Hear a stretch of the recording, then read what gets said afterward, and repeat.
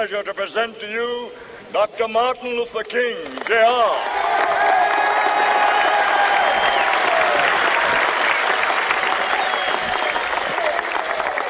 I am happy to join with you today in what will go down in history as the greatest demonstration for freedom in the history of our nation.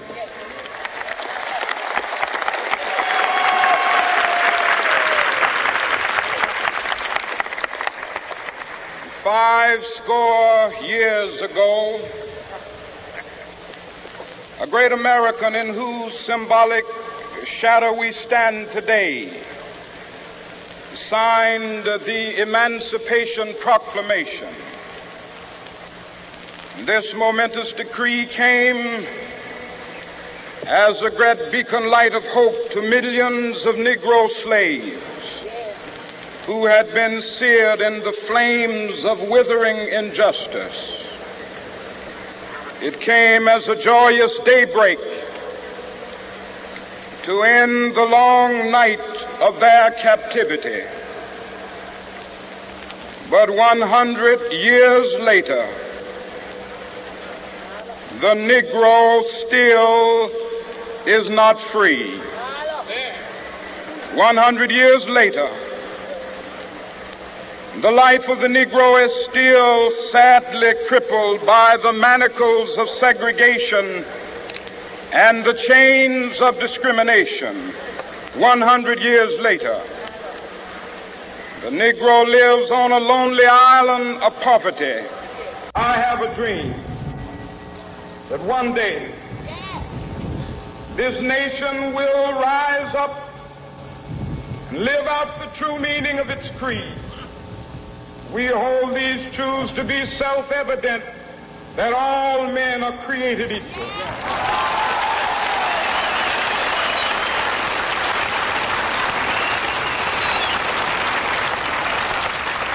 I have a dream that one day on the red hills of Georgia, the sons of former slaves and the sons of former slave owners will they be able to sit down together at the table of brotherhood. I have a dream that one day, even the state of Mississippi, a state sweltering with the heat of injustice, sweltering with the heat of oppression, will be transformed into an oasis of freedom and justice. I have a dream.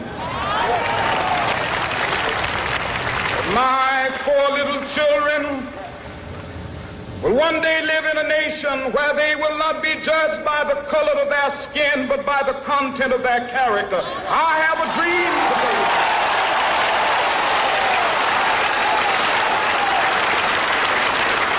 I have a dream that one day, down in Alabama, with its vicious racists, with its governor having his lips dripping with the words of interposition and nullification. One day right there in Alabama, little black boys and black girls will be able to join hands with little white boys and white girls as sisters and brothers. I have a dream today.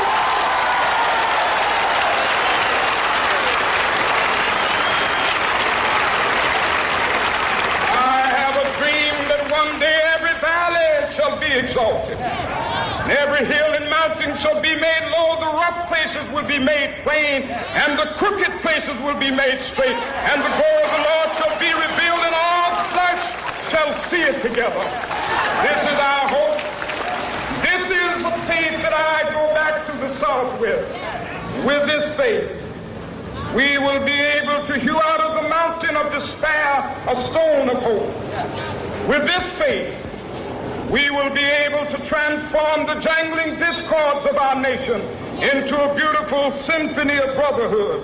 With this faith, we will be able to work together, to pray together, to struggle together, to go to jail together, to stand up for freedom together, knowing that we will be free one day.